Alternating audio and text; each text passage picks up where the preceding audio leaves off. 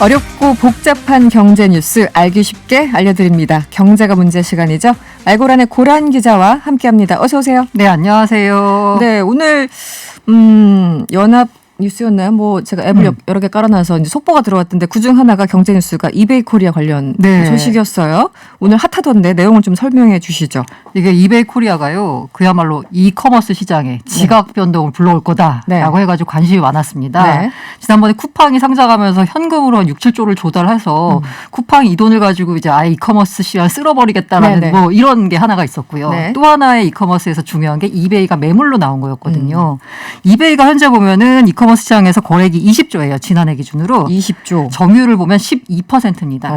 네이버가 18%, 네. 쿠팡이 13%예요. 네. 12%면 꽤 높았네요. 맞아요. 그러니까 생각보다. 그 지금 현재 이걸 살려고 했던 뭐 신세계그룹이나 롯데그룹 보면은 네. 대충 한 3%, 5%거든요.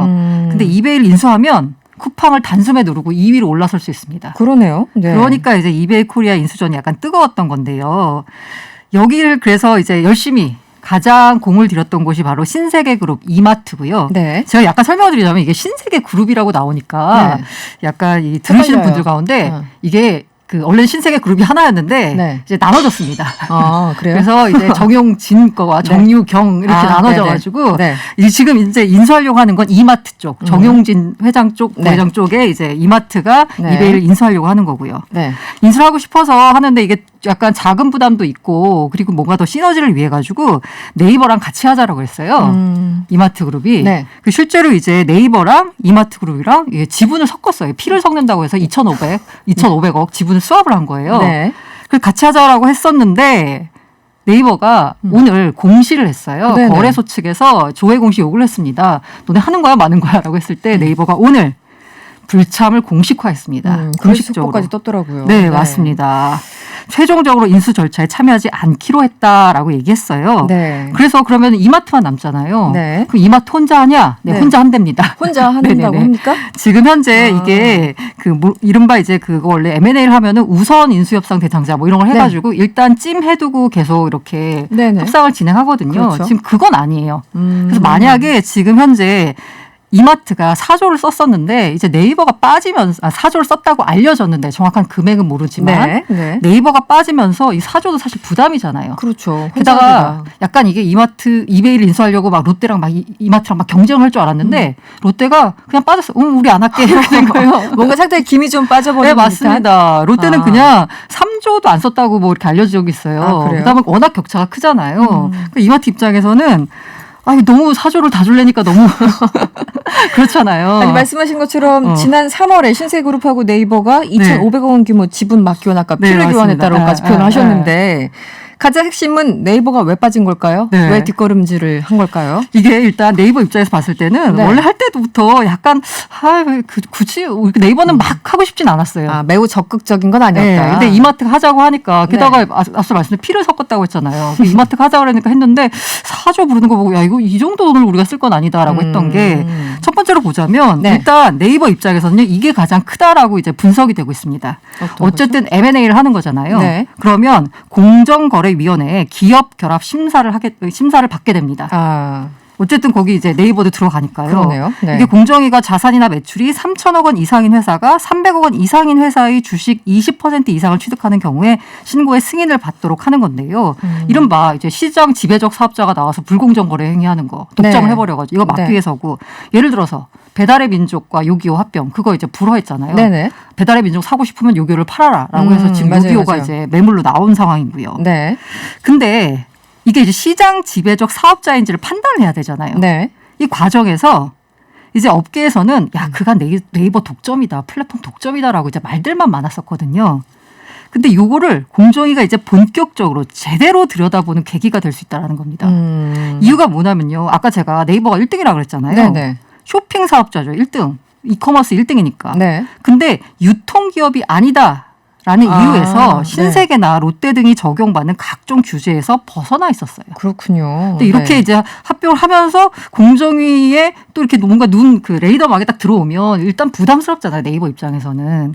게다가 공정위가 최근에 강조하고 있는 게 뭐냐면 플랫폼 기업에 대한 규제예요.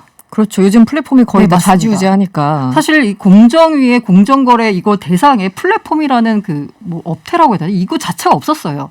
그래도 최근에 나온 거니까 그러니까 개념 자체가 과거에는 맞아요. 없었으니까. 네. 그 플랫폼 기업이 분명히 독점을 하고 이것 때문에 뭔가 문제가 되는 건 맞는데 기존에 있던 법 체계나 규제 체계 하에서는 이걸 뭔가 규제하기가 굉장히 어려운 거예요. 근데 이번에 이제 올해 공정위가 중점적으로 삼은 게 네. 플랫폼 기업을 우리가 좀 약간 거기서 일어나는 불공정 거래를 잡아보자라고 했던 거거든요. 네, 네. 근데 이 상황에서 만약에 이렇게 하게 되면 더군다나 공정위에 약간 이렇게 너무 눈에 들게 되면 네이버 입장에서 별로 좋지 않잖아요. 근데 이것도 참 유통기업이 그러니까 1위, 국내 1위 쇼핑 사업자인데 유통기업이 아니라면 아니에요. 굉장히 이게 참 애매하죠. 서류상에 나오는 듯한 얘기고 많은 분들은 1위라는 게 이제 압도적인 1위라는 네. 걸 이미 알고 있었기 때문에 네. 공정위가 좀 들여다보고 있을 것이다라고 막연하게 생각하시는 분들 상당히 많거든요. 근데 이제 사실 이런 거 보면은 굉장히 좀 기술적으로 벗어나 있죠. 규제에서 사실 플랫폼 기업에 대한 규제 얘기는 지난해부터 나온 것 같고 사실 뭐 제대로 뭐 들여다본 적이 없죠. 그렇군요. 네. 그리고 이게 아까 제가 말씀드린 대로 이게 아까 요기요나 배달의 민족 합병의 경우에는 둘이 합치면 거의 90%뭐 80% 이렇게 되니까 여기는 도저히 독점인 거예요. 네네. 근데 사실 신세계 이마트 네이버가 손을 잡고 이베이 코리아를 인수를 해도 막 시장 지배적 사업자는 아니에요. 그 네이버 쇼핑, 이베이 코리아, SSG.com 이거 신세계 그룹 쪽이요. 네네. 네. 온라인 쇼핑 시장 점유율이 31.4%입니다. 아, 그래요? 그 과반이 넘진 않아요. 네. 그렇기 때문에 이거 승인을 공정위가 막지는 않을 거예요. 근데 앞서서 무슨 일이 있었냐면요. 네. 이베이 코리아가 G마켓과 옥션을 갖고 있거든요. 네. 근데 이제 2009년에는 옥션만 갖고 있었어요. 네네네. 그러다가 G마켓을 추가로 인수할 때 둘이 합치니까 점유율이 36.4%였어요. 네. 그때 공정위가 당연히 승인을 해줬어요. 대신에 무슨 조건을 걸었냐면 어쨌든 간에 둘이 합치면서 뭔가 점유율이 올라가면서 네네. 입점해 있는 판매자들한테 뭔가 불리하게 할 수 있다. 너네가 네. 플랫폼을 이제 합쳐버리니까. 네. 그러니까 판매자에게 물리는 수수료 인상을 금지하고 3년 동안 수수료 인상 금지. 등록 광고 수수료 단가를 소비자 물가 인상률 이내로 올리도록 제한을 뒀습니다. 만약에 이렇게 되면 이런 그 앞서서 2009년에 있었던 일을 이번에도 적용을 하게 되면 네이버는 이베이 코리아를 합쳐가지고 얻게 되는 뭔가 점유율 확보는 뭐 별로 미미한데 네. 이게 수수료 규제만 받게 되는 규제만 거잖아요. 당시는 근데 뭐 50% 넘는 것도 아니고 36% 조금 넘는 정도였다고요? 그럼에도 불구하고 그 조건들이 쭉 달렸었다고요? 네네네. 그렇군요. 지금도 그런 거고요. 지금도 그런 네네. 거고.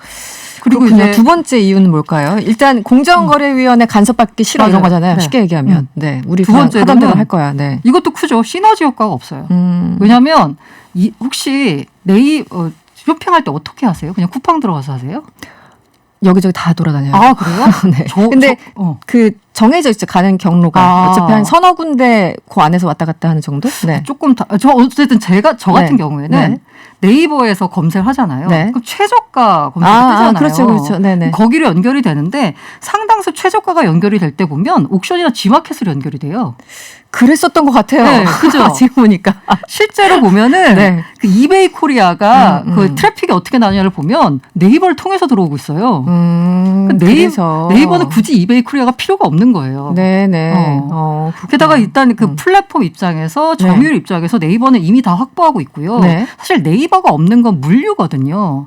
그렇죠. 근데 그렇죠. 이 이베이 코리아는 사실 물류는 없어요. 쿠팡처럼. 네. 뭐 시스템 갖추지 않았기 때문에 시너지 효과 별로 없고요. 게다가 사이도 별로 안 좋습니다. 사이도 안 좋아요? 제가 아까 말씀드린 대로 네. 최저가 검색을 하면은 그 옥션이나 G마켓에 연결이 된다라고 네, 했잖아요. 근데 2019년에 이제 그 이베이 코리아가 어떻게 했냐면 네이버를 공정거래위원회에다가 그 약간 불공정 거래를 했다 얘네가. 네. 그래가지고 신고를 해버렸어요.